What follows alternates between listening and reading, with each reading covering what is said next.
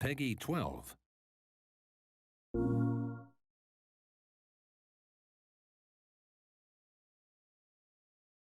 Well, you tested it to look at it, and we haven't seen anything since the last time. Since 2004, I have not played Jak. Like, I've watched my nephews play it. The Jak collection that I have. Oh, it does look good. You can't skip one. This looks about the same. No. It looks a lot better.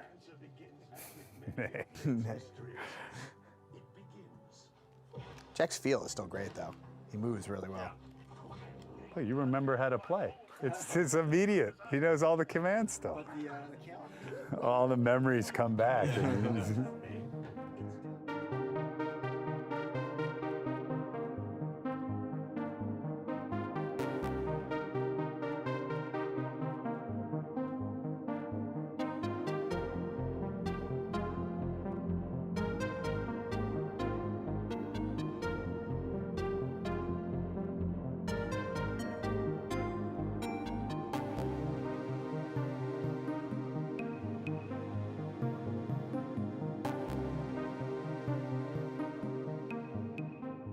Yeah, so when we sat down and brainstormed after the close of Crash Team Racing and we're looking at the PlayStation 2 hardware, we're like, okay, this world has to be seamless. We don't want any loads.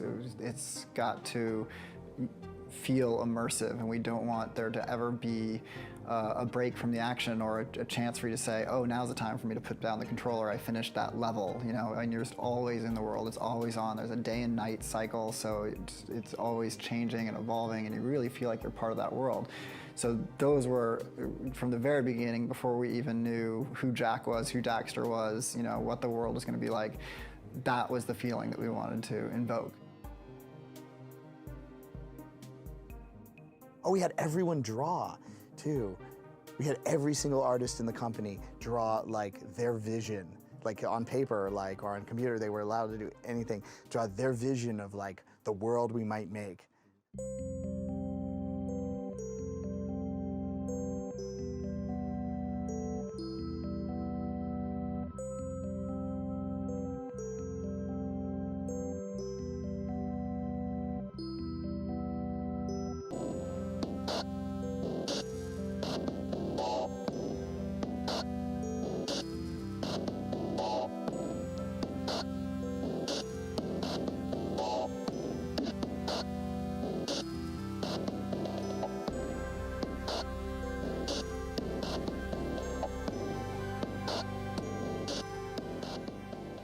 I got to see what they were working on. The characters hadn't even been named yet, you know, it just had, like, you know, pictures of Jak said hero and picture of Daxter said sidekick. And then they actually showed me the game in progress, and I was completely blown away. Not only by the graphics, which looked pretty much better than anything I'd seen on PS2, but the animation of the main characters like Jak and Daxter. John Kim did it all himself, and oh my God, it blew my mind.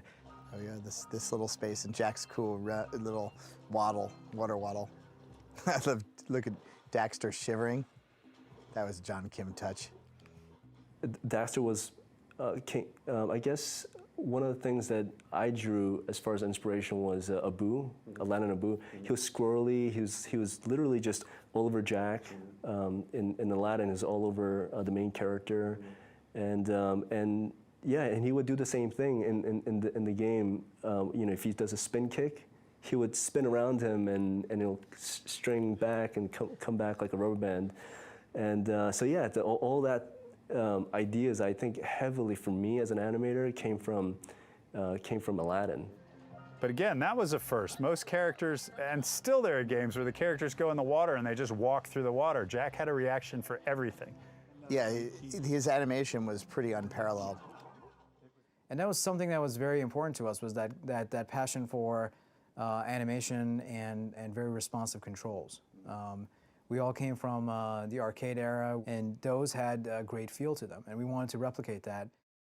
The little micro bits of adjustment to get the timing right, to get the motion to work, to get the parabola, the arc of that, when you do your second jump, when you ledge grab, when does he come out of it. And you also build on shoulders of giants. You know, we looked a lot at the best in class at the time, And Mario was doing some, and continues to do some fantastic stuff. One of the things when I first saw Jak and Daxter, one of the things that really jumped out at me was finally we're doing, Mario 64. Because when we were making Crash Bandicoot and Mario 64 came out, we were just like, oh, wow.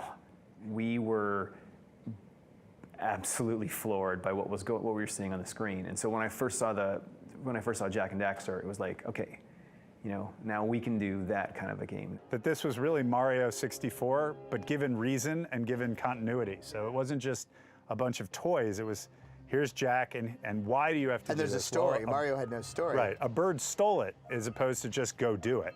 Yeah, so when Jak and Daxter came out, I think there was a lot of excitement because it was sort of PlayStation owners' chance to play a game that is more traditionally associated with like a Nintendo release. It was pretty nerve-wracking because it was really the first thing that I had worked on where I really, truly, genuinely cared about the reviews that it was going to get. And the response overall for the first Jak game was generally really, really positive.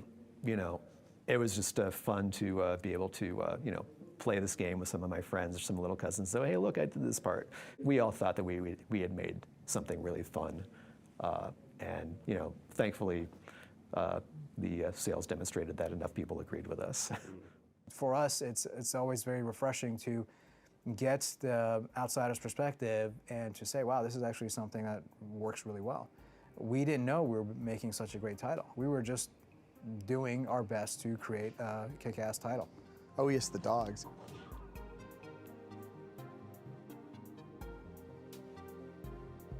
Man, this brings back memories.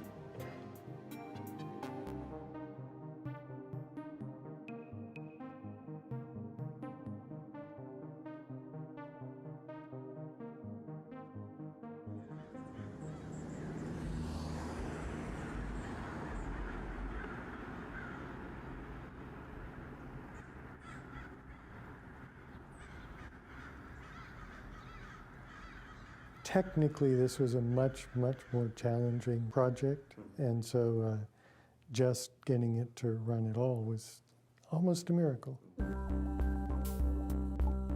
Yeah, I mean, we were really excited about the opportunity to bring Jak and Daxter to the PlayStation 3 and be able to present it in high definition and up-res the graphics and add the trophies and sort of really give it that PS3 experience. But it was going to be a very daunting challenge. Naughty Dog will probably tell you, they told us at the beginning that this is an impossible project. And it wasn't long before we agreed with them. Jak had one of the craziest overall technical schemes like ever.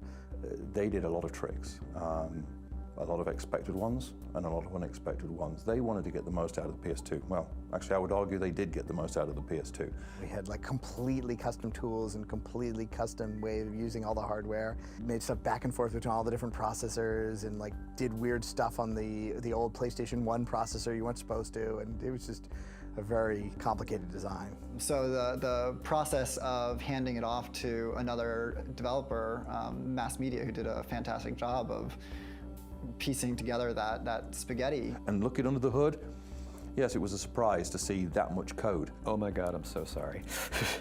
Let me just say that to them right now.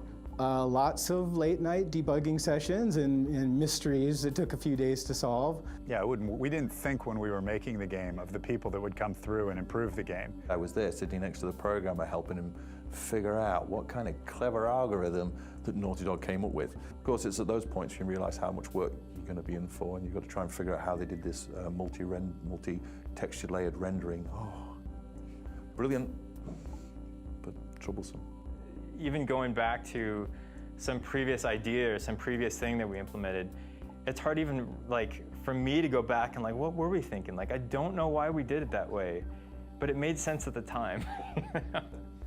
And then we moved on, So Naughty Dog just had a way of going in and figuring out the last possible ounce of power you could get out of these systems. And that was just what we did. So how else would you do it? How else would you torture programmers? You can find a lot of ways. We tried. I'm sure you're still finding them. I'm not surprised. Like it was kind of like maybe one of the toughest things that they had to do at Mass Media. But like, yeah, we just they did it.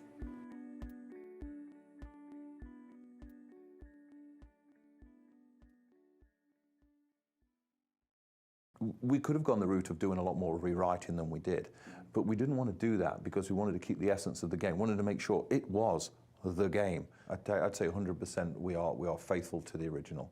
And like restoring old film, the people that do that, they have, they're driven.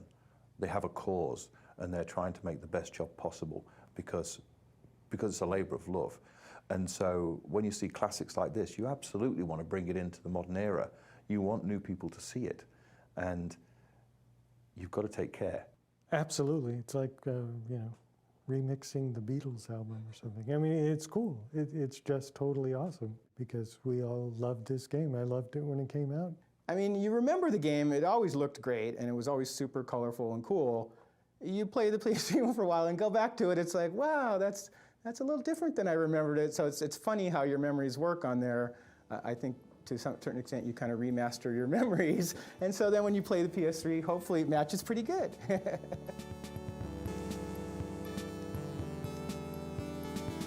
The nostalgia of it and the people that played it 10 years ago are going to be the people that are going to buy this and just like, wow, you know, this is cool.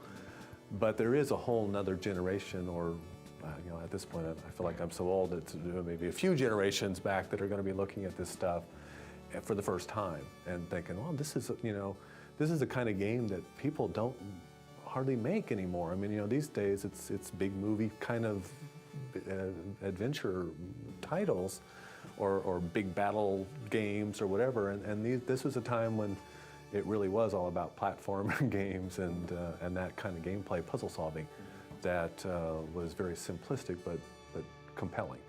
And that actually means a lot to me, that people still like want to play this game, you know? So that's pretty refreshing to see that, right on, the game we made 10 years ago is still being played right now. So that's actually really, really cool. We work so hard on these games, and at the time that they come out, I mean, they're state of the art. I mean, they're just, you know, people are just clamoring that day one, this is it. This is the state of the industry right here. But then they have a tendency to fade. You have people's memories and they talk about it, but they don't really get a chance to really go back and play them. And that's something that is difficult with video games, because it's often tied to a hardware. That once that hardware is obsolete, then that game dies with it. And so to be able to kind of keep that going forever is definitely something that I wish we could just keep doing, and I think we'll always go back to those classic games. There's always going to be a time in our life, and there was a time in our gaming life, I guess, that we will never forget. And there's, you know, a period of time that just has a certain nostalgia to it that we will always kind of go back to. So.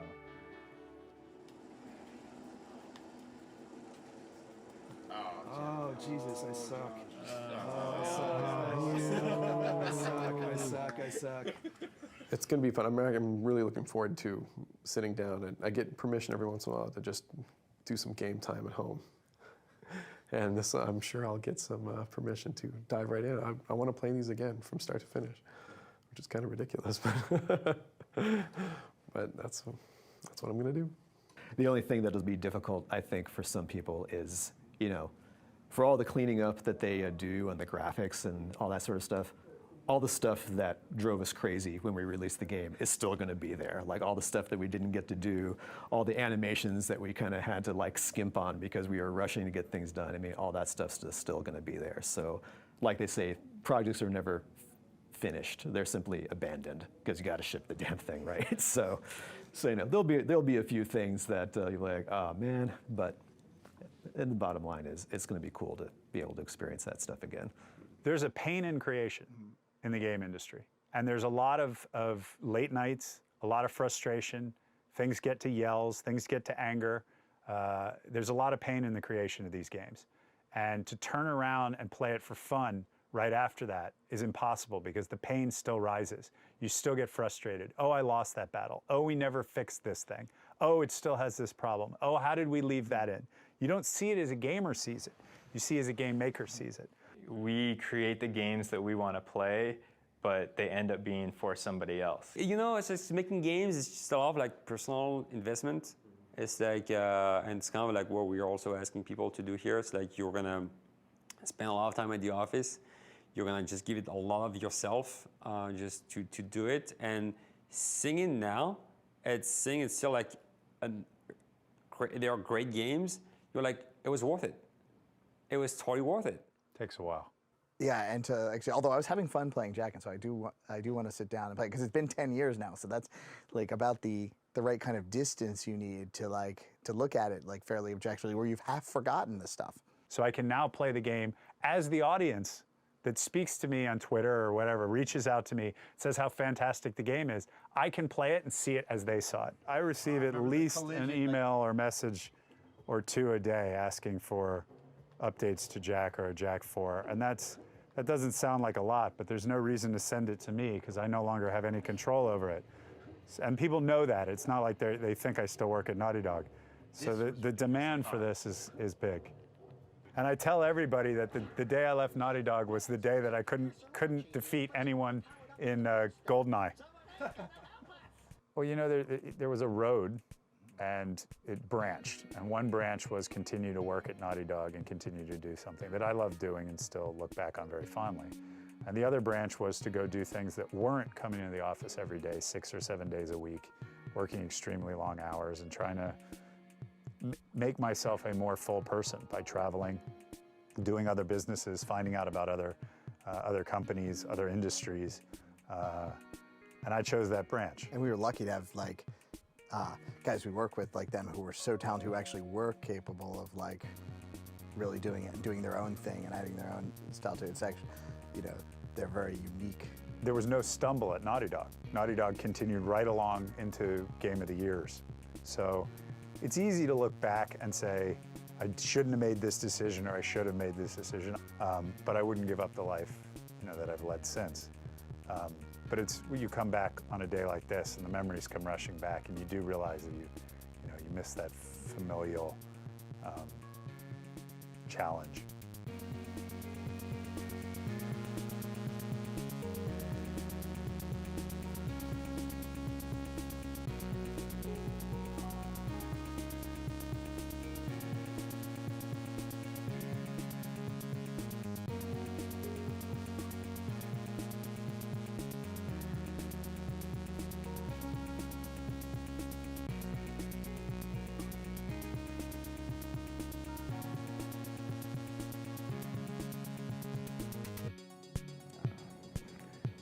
What else there is to say. I actually want to go play them.